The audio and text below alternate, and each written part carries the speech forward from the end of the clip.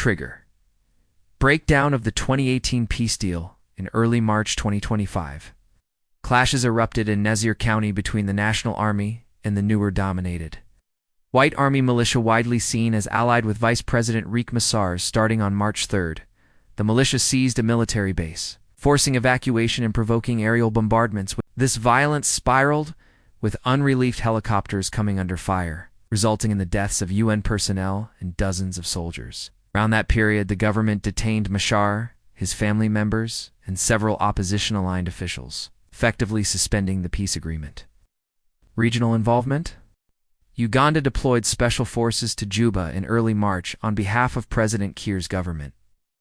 Uganda's military emphasized its role to secure Kiarna, peacekeeping, heightening perceptions of bias and expansion of conflict. Violence spread beyond Nasir to areas like Malakal, causing hundreds of deaths and displacing over 125,000. And Fanguk airstrikes targeted an MSF hospital and pharmacy on May 3rd, killing civilians and drawing international condemnation as potential war crimes and humanitarian collapse. Agencies have flagged Upper Nile State on the brink of famine.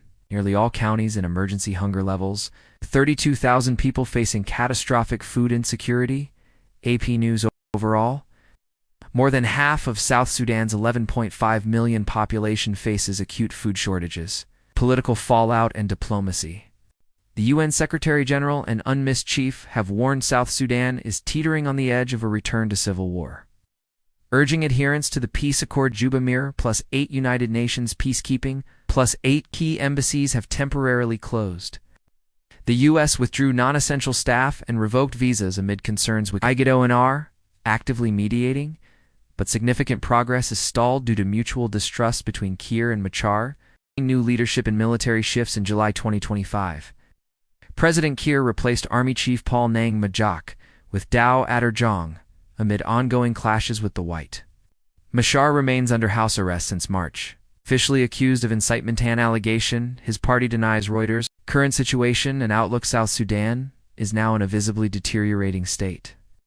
Ethnic-based militia clashes, detentions of political leaders, foreign military presence, widespread bombing of civilian infrastructure, and an impending famine signal a return to civil war territory. The unity government appears shattered, and upcoming elections slated for 2026 are in jeopardy.